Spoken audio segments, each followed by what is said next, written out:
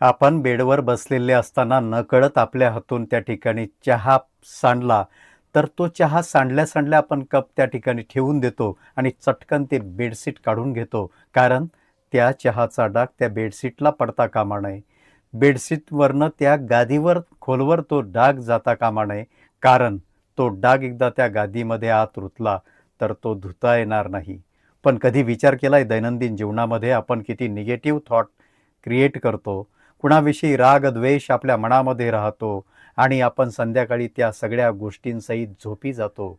परत ते विचार आपल्या सबकॉन्शियस माइंडमध्ये खोलवरती त्या डागाप्रमाणे जातात आणि कायम आपल्या अंतःकरणाला चिटकतात.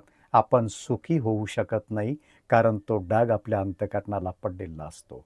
जसं आपण त्या बेडशीटची काळजी घेतो, जशी आपल्या गादीची काळजी घेतो, तसं आपलं मन, आपलं अंतःकरण, आपली बुद्धी याचा विचार आपण कधी करणार?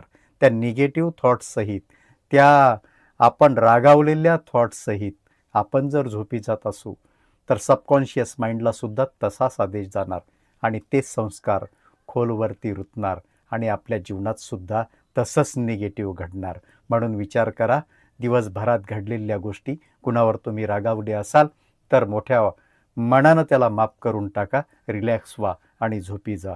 झोपही उत्तम लागेल आणि तुमचं सबकॉन्शियस माइंडसुद्धा साऊंड राहील. नमस्कार.